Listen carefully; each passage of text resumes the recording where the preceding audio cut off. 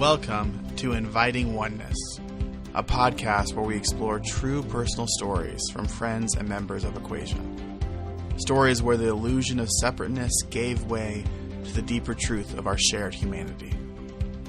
Oneness isn't an idea, it's an experience. And today we continue listening for it, one story at a time. Our guest today is Alfonso Cornejo. Alfonso is the president of the Hispanic Chamber Cincinnati USA and is a board member at EquaSion. Here's Alfonso. These times are what I call special times. I've been living in Cincinnati for 38 years, and this is the worst time in my 38 years in Cincinnati. My community, the Hispanic community, is stressed, concerned, and has a lot of fear. And I have never experienced this in my 38 years. If we see the absolute numbers, I mean, only 4.3% of the metropolitan area are Hispanics. 4.3%. We're not Chicago with 18%. We're not the U.S. with 19%. It's just very scary when the community reports to me that they are scared to go to school, they're scared to go to the church, they're scared to go to other places. And that's something that I have never experienced in my life. I'm the head of the Hispanic Chamber of Commerce. People call the Hispanic Chamber of Commerce not for new businesses, but for what to do in case immigration comes. I don't know, they have to comprehend. For an example, we have 450 Latino-owned restaurants in the metropolitan area of Cincinnati. And many of them are afraid to open or to close their doors. If they close the doors, they cannot make any money. So there's a non-winning situation. If you close the restaurant, you don't make any money. If you open it, you risk some of your employees to get in trouble. The same thing with stores. We have around 50 Hispanic stores in Cincinnati where they get things that you are used to in your country. And again, people are not going to buy because they're afraid to go. Instead of going 3 times a week or twice a week, they only go once a week. But it's concerning because I don't think that's the right to deal with a community that is supporting the growth of this nation. All small businesses are growing 2 or 3 times the rest of the other small businesses in the nation. Not only in Cincinnati, in Texas, in California, in every single state, our Hispanic businesses are growing faster than anybody else. But we're paying more taxes and we're doing more things, but now we're being penalized by this by this situation. And that's sad because said before I've been 38 years here, and I don't know how to be united. I mean, I feel that we need to be united. We need to be doing something, but I just it's hard to do because we all have things to do, and this mental stress is difficult to comprehend for me. But when I'm assuming that this is happening in all the communities in the U.S.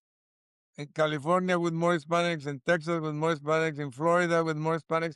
If we have only, as I said, 4.3% of the population and we are under stress, imagine what will happen in Chicago or now with the Minneapolis issues. So this must be much more and more bad, let's say. Help me understand what can I do to reduce my level of stress, or how can I do to help my community? I don't have any answers for you. That's for certain, but I do share the question with you.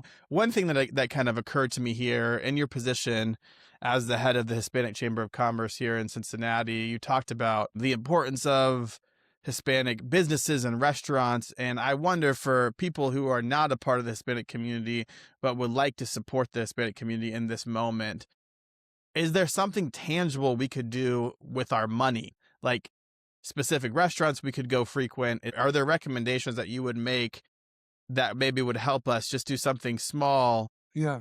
That could be tangible. Yeah. In the last metropolitan area, as I said, we have 450 Latino-owned restaurants. Just when you go driving in your car and you see a sign that says, Mexican food, Rancho Grande, or whatever you see, stop your car and show your solidarity. Buy some food, some takeaway food, or you see what I mean? Just providing a little bit of relief, at least economically. If you see them and you can speak with them and tell them, we're sorry for what's happening to to you guys, but we're supporting you. And I think that one will prove that people are with us in solidarity with us and not with what's going on. Everything is so incredibly fraught with the immigration question right now. It is hard to figure out how to both support communities that are affected by this, but also to how to maintain a sense of hope and faith in this moment. Right. And I thought, I mean, maybe you could just talk just for a second from your own faith perspective. What are you drawing upon right now to keep you encouraged and keep you from despairing? I'm Catholic and I go to church every Sunday. And once in a while, our priest mentions a little bit about immigration. And I think, Christ was an immigrant. Christ was persecuted when he was a child. And a lot of people do not know that. And I think that message is a strong message. But again, not all the priests in my parish talk like that. But but once in a while, maybe every month, we have a visiting priest that tells us these messages. If you don't go to church, we're going to get your peace. Sometimes at home, you don't get peace. Sometimes driving with this cold, you don't get peace. But, We've all been hearing this, how folks who are affected by these raids and cruel immigration enforcement is forcing people to stay home from school, from right. not opening up their businesses, from not going to church. And as a member of the Cincinnati community, obviously we're missing these people's presence in our institutions, in our schools, in our organizations. And I don't really know what to do with that, but it does seem like that fear that is legitimate is so easily ramped up to the point where Right. people become absent and it's difficult to know. And Yeah. imagine this, with only 4.3% of the population, imagine how the fear will be if you're 25% or Yeah. 18%. And that's Yeah. not in some small towns in California or New York, etc. I mean, Hispanics are the absolute majority in some cities. So imagine the fear and the issues, that they have in their communities. Here, I feel it, and it's only with 4.3% of the population. But imagine in cities where you have, hundreds of thousands or hundreds of thousands of people. Yeah. So you've been in Cincinnati for 38 years and you say this is the worst time that you've ever experienced. Yes. This is the moment. Not to be trite or to downplay what's happening in this moment, but I wonder, do you have a sense of how things could develop that you could see that would change the situation in a way that would be favorable for these members of the community that are so valued? Well, I go to church. I pray a lot. Yeah. Yeah. A year ago, I didn't feel that much tension. I mean, it goes up and up and up and up and up, and I'm an optimist, but I'm losing my optimism. I hear you. And I have to imagine that even the role that you have public facing as the head of the Hispanic Chamber of Commerce, like you're fielding a lot of this concern Right. and also probably have some risk on yourself as well. So I just wanted to say thank you for all the work that you're doing right now to take care of folks in our community that are really at risk. For just a second, can we talk about EquaSion? You've been on the board of EquaSion for quite a while now, and you've just recently decided to continue your time with EquaSion. I just wanted to give you 1 second to talk about how you think EquaSion as an organization might have the opportunity to engage in this issue that will be meaningful for your community. Yes, I'm a member of the equation, a proud member of the equation. Chip Harrod, the founder, a good friend of mine, and I was with him at the Freedom Center. I was a board member there, where he was a member of the Freedom Center.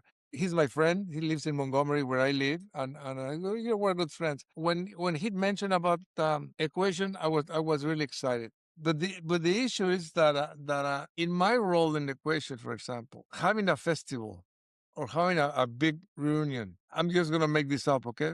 Bringing 500 Hispanics or 300 Hispanics can become the target of one of those raids. So the more I bring people, the more in danger I put them. And even if they are U.S. citizens or not, their kids, they don't know. And, it just becomes a mess. So I would like to do more for equation, but, those events, they're very popular and they're good. And the Catholic Church support equation. Creating an event, such a large event, just put more people at risk. That's my opinion. I mean, yeah.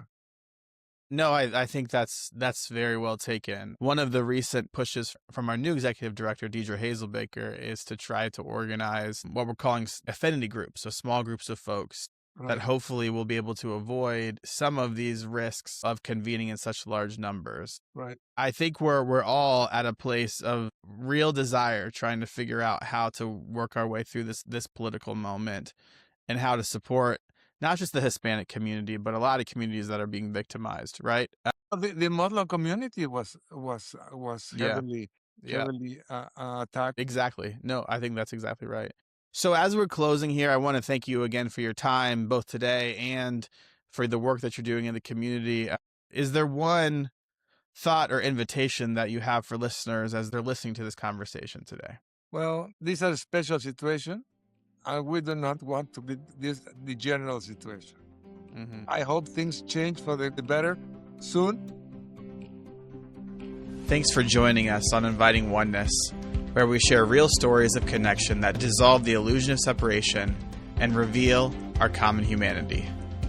To learn more about our work at EquaSion, or to share your own story of oneness, visit us at EquaSion.org.